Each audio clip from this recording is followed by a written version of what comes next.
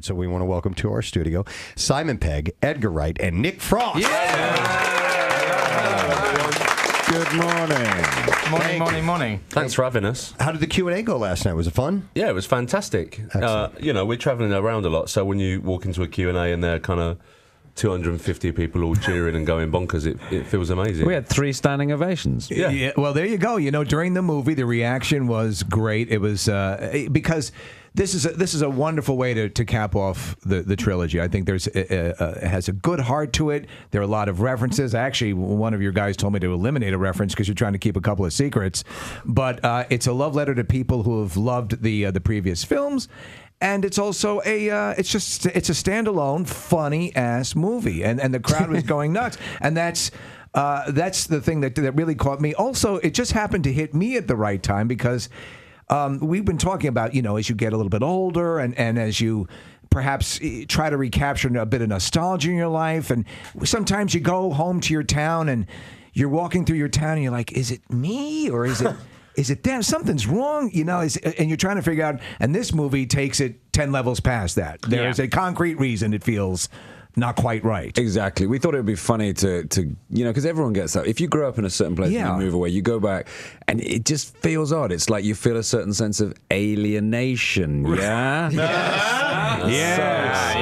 Yeah, with Shaun of the Dead, we made a zombie film, and in Hot Fuzz, it was the kind of American action comedy, and there's a little different thing going on in this one, but it's in the same vein and in the same spirit. So, yeah. Was this sort of born of, I understood that, Edgar, it was when you guys were shooting Hot Fuzz that you were at your actual hometown shooting it, and it sort of occurred to you guys at that point that this might be fodder for another film? Yeah, Hot Fuzz was shot in my hometown, so just the experience of going back there, inspired this in a way, because it's that it's exactly that thing where lots of the things where the town is changing without you, and there's nothing that you can do to stop it. Right. And you like to remember your hometown you want it to stay like it was when you were a kid, and of course that's impossible. I have to tell you, I love your visual style. We're huge fans of Scott Pilgrim and all the stuff that you guys do.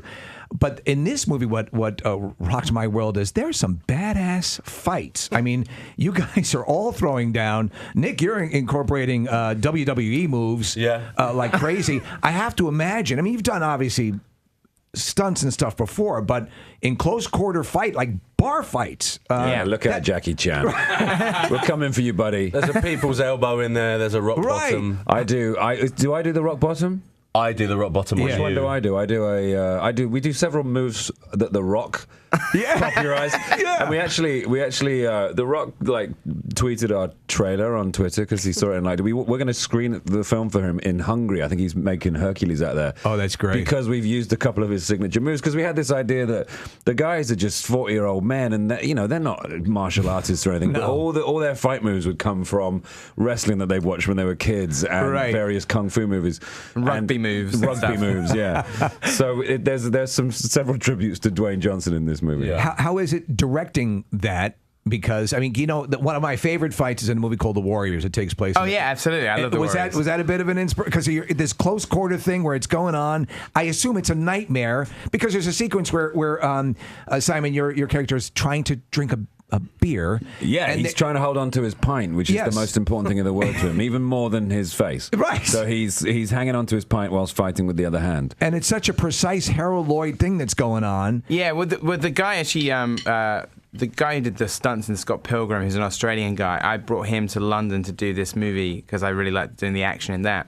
And he's an Australian stuntman that works with Jackie Chan. So he's worked with Jackie over the years. And so, we're big fans of that kind of action, and also, Buster Keaton and Harold Lloyd. Sure, yeah. But what it means is that, all the cast, train up. So these guys did, about, a month's training. And everybody, including not just Simon and Nick, but Martin Freeman, they're all, doing a lot of the stunts themselves. And the cool thing with this is that if you watch the movie, you'll see that, the camera never cuts away. They're in these long takes where there's lots and lots of brawling going on. Yeah, Which I was blown it's away. so much fun to do. I mean, you're pretty badass, Simon, when you get You going. better believe it. And Nick as well, yeah. You know, it's how I roll. Nick takes on 10 men. With those who may not be familiar with the plot line of the movie, I loved it because I went to see another film and I saw the trailer roll and I'm like, oh, this is going to be about a bunch of guys who are going to try and do this legendary pub crawl and it's try to have a pint at every bar in town within a certain amount of time. But things start to get a little bit strange and a little bit weird. Is the pub crawl, does that come from somebody's real life experience? Oh yeah, I mean, they're pretty much most kind of like towns. I mean, you have like bar crawls and stuff in like streets over here. But like in my hometown, there was when I was 19, the drinking age is 18 in the UK. I should point that out. Yes. I decided that me and my friends were going to try and do all the pubs in our town, and it went spectacularly wrong. And I flamed out at pub 6, like 6 or 7 out of 15. Wow. And it wasn't like they carried on with that one because it was my idea. It just stopped dead. So I think the fact that I never completed it has nagged at me enough that 20 years later we have this movie. We tried to redo it a few years later, me and Simon. Oh, yeah? And he did even less. I think he got to about pub 4. Wow. Which is a shame, because you go for a night out and then you look at your watch, it's 10 to 8. That's where the fantasy element of this movie comes in, is the idea that I could drink 12 beers. Now, I know, like in the movie Jaws, there were a few scenes where Robert Shaw actually did try to drink during the scenes to add a little bit of realism. In his big speech scene, Yes. And they found out that didn't work out quite so well. Was any actual alcohol consumed during the filming? No, they wouldn't let you on. The insurance people wouldn't let you for starters. Really? I think also you have to drink so much. I mean, there's so many takes. Yeah. Like it would be impossible. Okay. So it's basically like but you just happen to have 5 great drunk actors. Like, That's it. You know what I mean? There's a subtle key to overdoing drunk. And you guys, especially there's a scene, Nick, where you're going out the door. Yeah. And I won't give it away. It's a hilarious laugh. I've seen things similar to what you do happen as just happenstance, and the audience went nuts. It was hilarious. I think the key to drunk acting is less is more. Yeah. And I think if you're drunk, you try to not be drunk. In front of sober people, so that's good point. Yeah. And with Simon, I've seen your character Gary described as an a-hole, and I don't think so. I think he's more of the guy that a lot of guys who maybe get too staid. They need a guy like that to incite them. Would you agree with that? He's kind of, I don't like to reduce Gary to that, to just an a-hole, because he's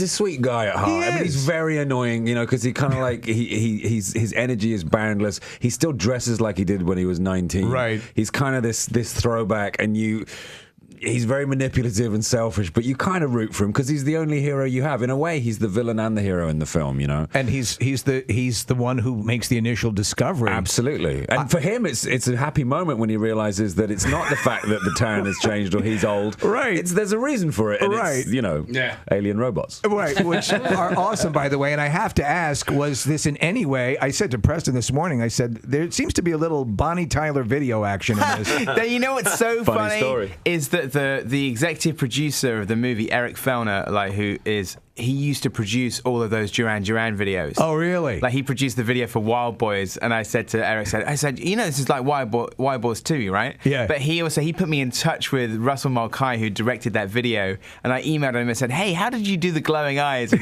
Total Eclipse of the Heart? I asked him, and I got the responses that they took Scotch tape and they stuck it over the choir boys' eyes. They got wild. the choir boys to close their eyes, and then they stuck tape on their eyelids. It's a cool effect, man. It looks really good. No, it's funny because people said, oh, is it inspired by Total Eclipse of the Heart? I said, well, sort of. Right. I'm a big fan of glowing eyes generally. The Fog, Demons, Fog, yes. Westworld. Yeah. A lot of those Can't go choir wrong with boys. glowing eyes. A lot of the choir boys actually lost eyes. They did. I mean, Technology's technology's come on now, but since then, a lot of eyes went missing. It was for a great video. Yeah. So then there was a trade-off. Do you guys consider yourself to be like fanboys?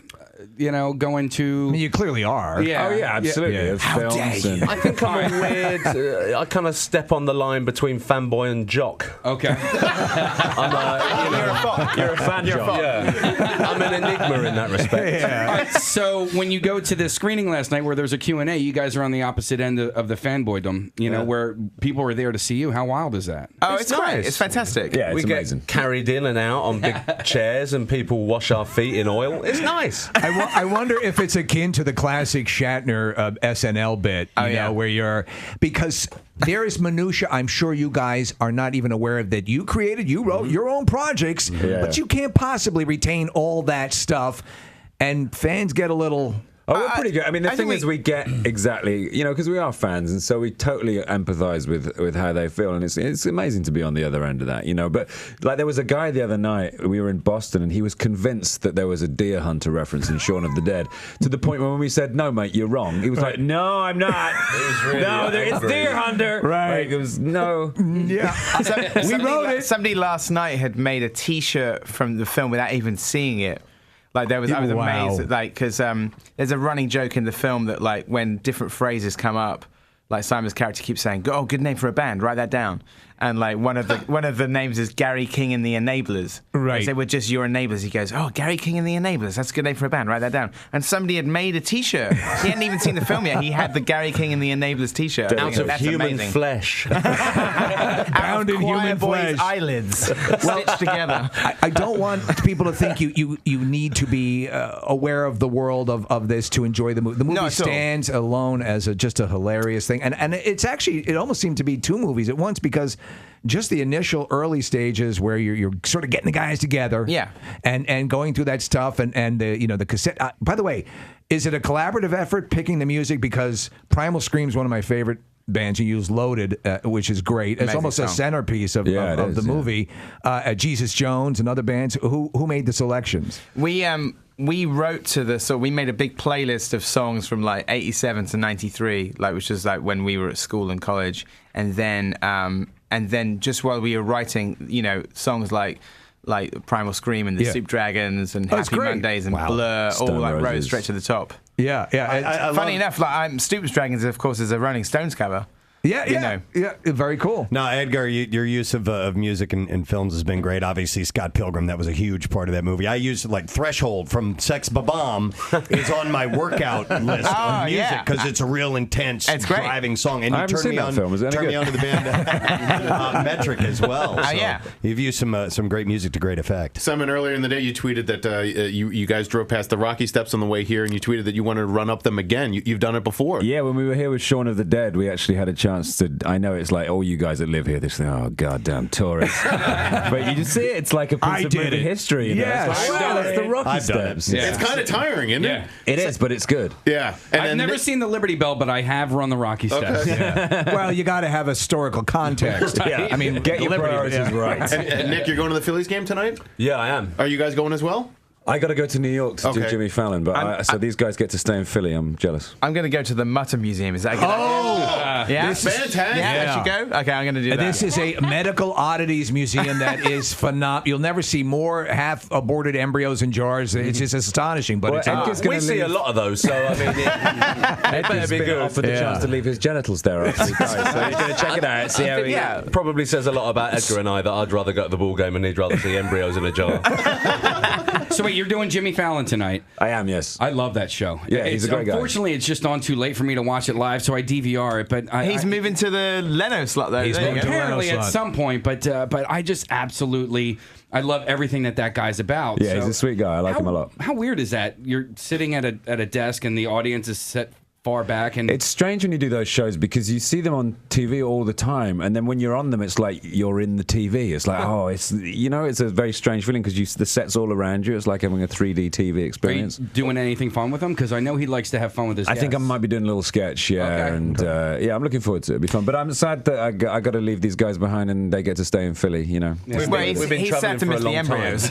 I really want to see some balls. Would you have been? I'm not saying which event I want to go to. But What event would you have come want to. I was Which looking one? at your guys' Twitter accounts, and I noticed something. We have Edgar at 360,000 followers, Nick at 800,000 followers, Simon 3,383,000. It's the Trek effect. It's got to be, right? Which, by the way, exemplary work in the Trek movies. Thank you very Love much. them. It would what so easily could have been effed up. J.J. Abrams and No, you're right. It They could have did a great job, and I believe they're hopefully doing a third one for the absolutely. for the Yeah, 50th. yeah. Is Well, I don't know. Practically speaking, I can't guarantee that's going to happen. Yeah. We'd love to get it out for the 50th anniversary, but that Right. would mean like getting into it straight away next year. Sure. It's a genius job done in reinventing and reinvigorating and wiping all the dust off of that series and making it something that I think my kids are going to dig for years and years I now. hope which so. is It's such a awesome. great story, and those are great characters, and